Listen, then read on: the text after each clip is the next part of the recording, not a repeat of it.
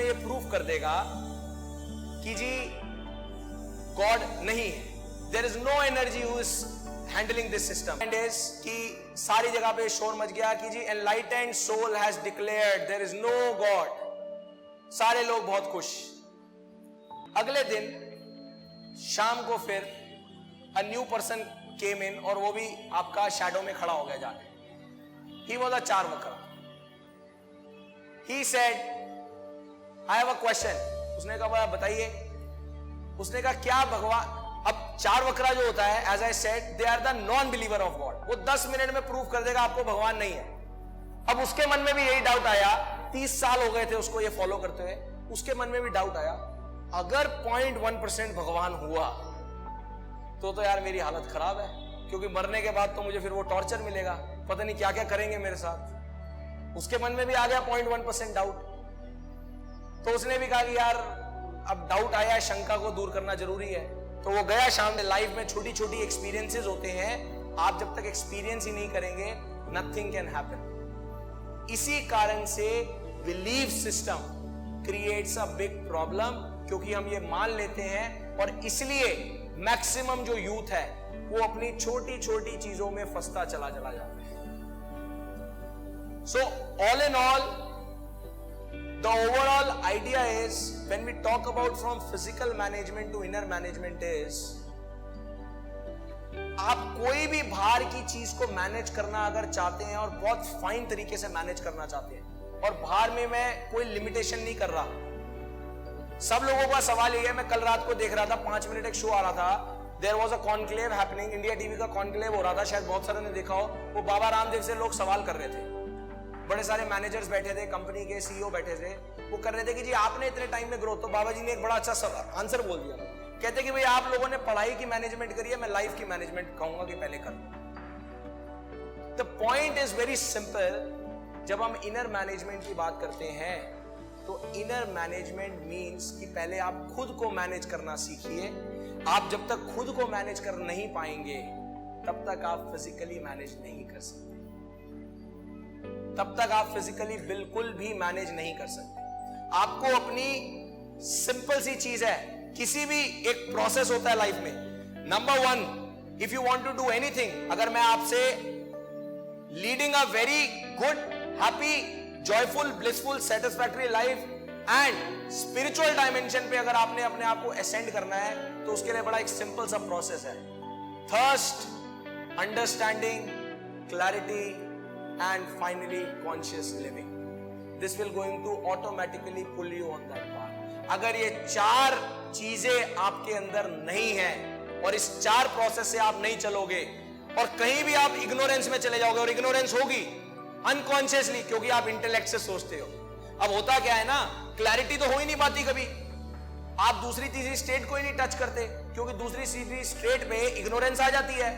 आपका इंटेलेक्ट बताता है नहीं मेरे को आता है. जब आता है तो बात ही खत्म हो गई. अब आपको आएगा कैसे?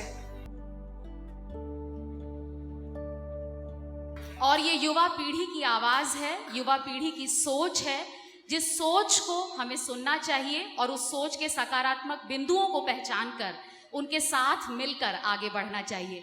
तो अगर सवाल हैं आपके मन में कुछ तो वो आमंत्रित हैं और उज्जवल हमारे साथ हैं उन सवालों का जवाब देने के लिए. आप अपने सवाल पूछ सकते हैं. एक एक करके हाथ खड़ा कीजिए और सवाल पूछिए. My question is, what is life energy? I'm sorry. What is life energy? What is life? Life energy. What is a life energy? And second, what is the difference between chit and consciousness? Okay. What is the difference between? Chit and consciousness. Okay. All right.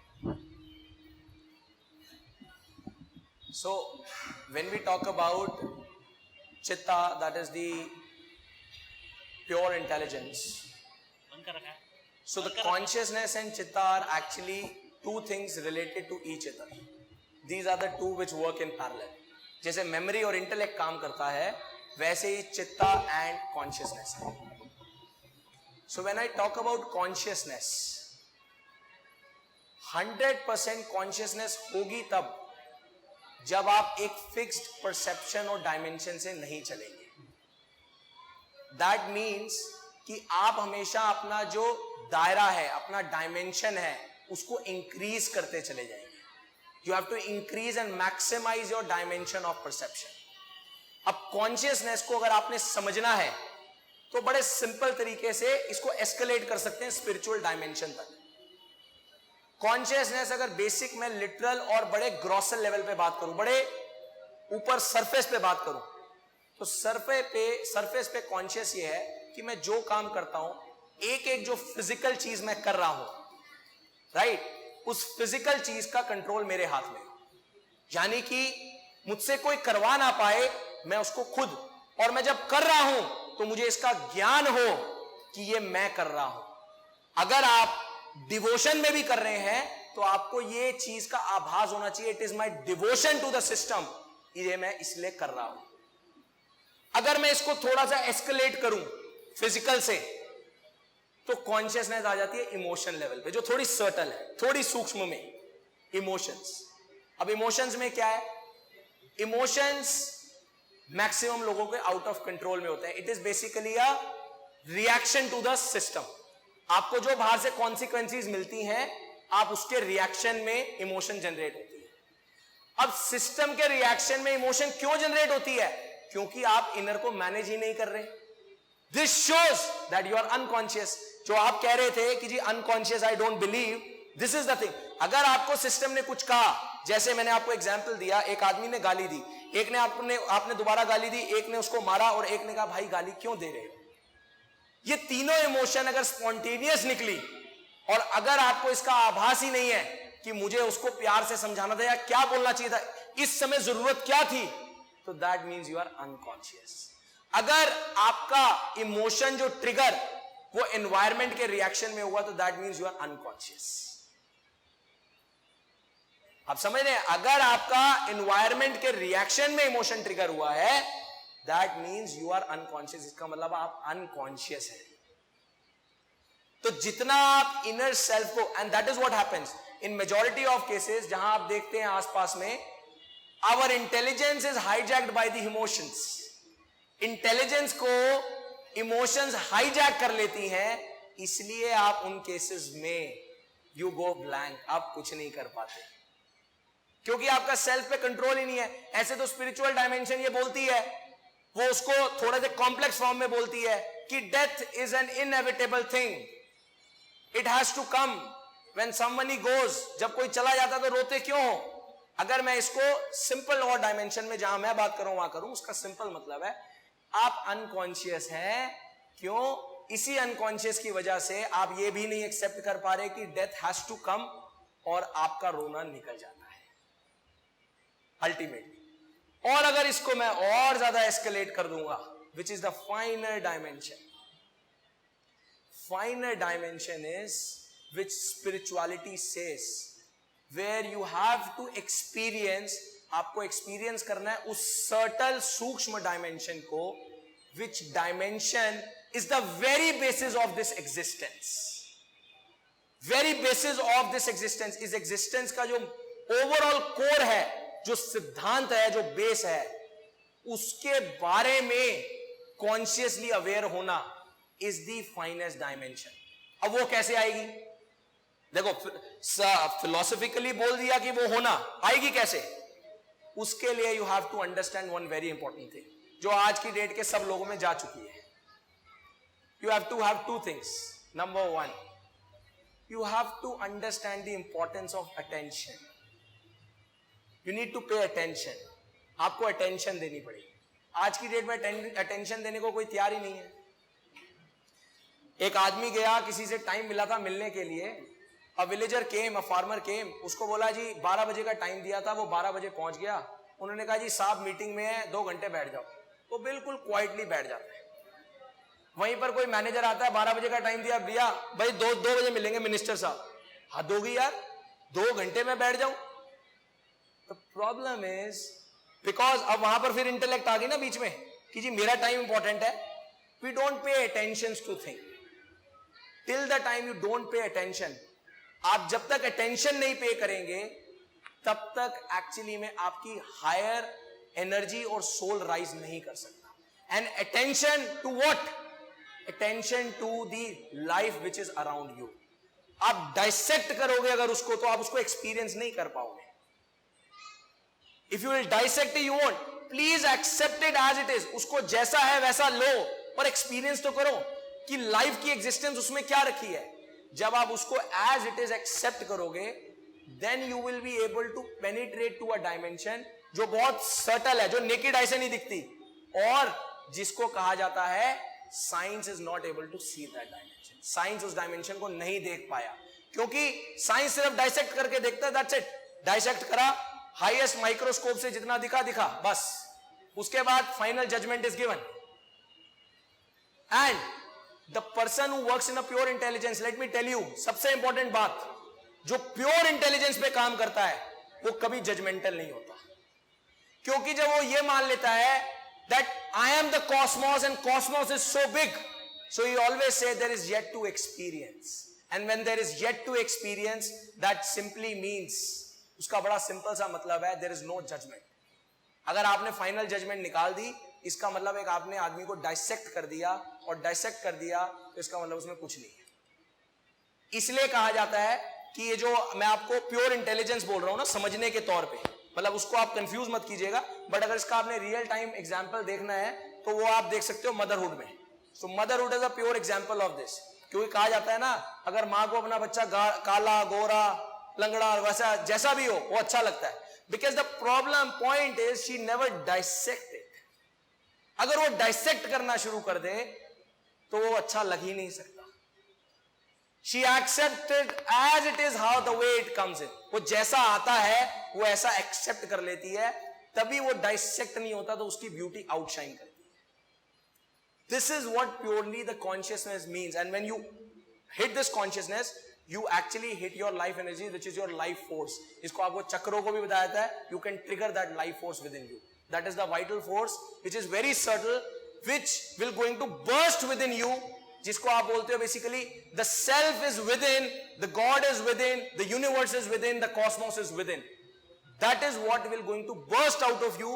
And वो जो burst होगा वो instant होगा, and that will be a trigger. वो ऐसा होगा कि it will, जिसे कहते हैं ना वर्ड ट्रांसफॉर्मेशन, तो ट्रांसफॉर्मेशन होती ऐसे है कि ये ऐसा था और ऐसा हो गया, right? This is what you need to purely understand, and this is what is the basis of it. Is it audible? Yeah, It is audible. Thank you very much, Ujjwal. I'm highly impressed by your lecture, first of all. So, as a management student, so I am from IIM. Great.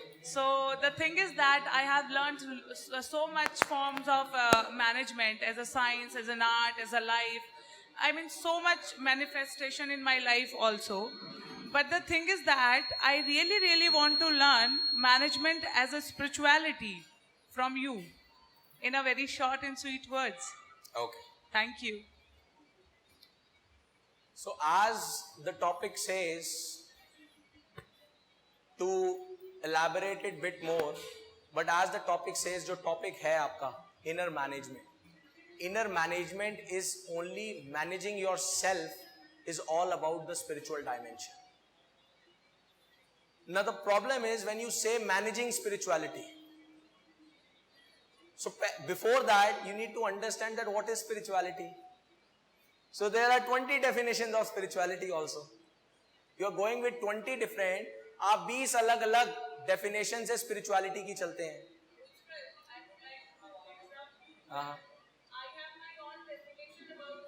Yeah, please come with that.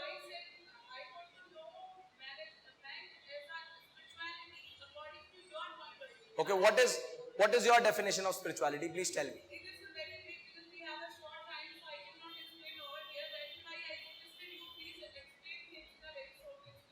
Okay, so spirituality, if you come to in a very simple way, that what spirituality is all about.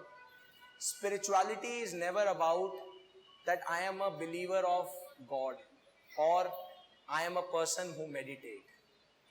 Spirituality is all about experiencing your own self and experiencing the every single thing which is prevailing on this planet, which ultimately leads to experiencing the life.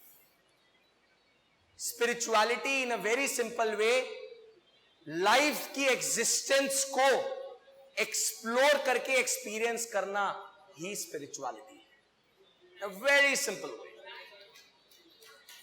Experiencing the life is spirituality. जी जी बताइए।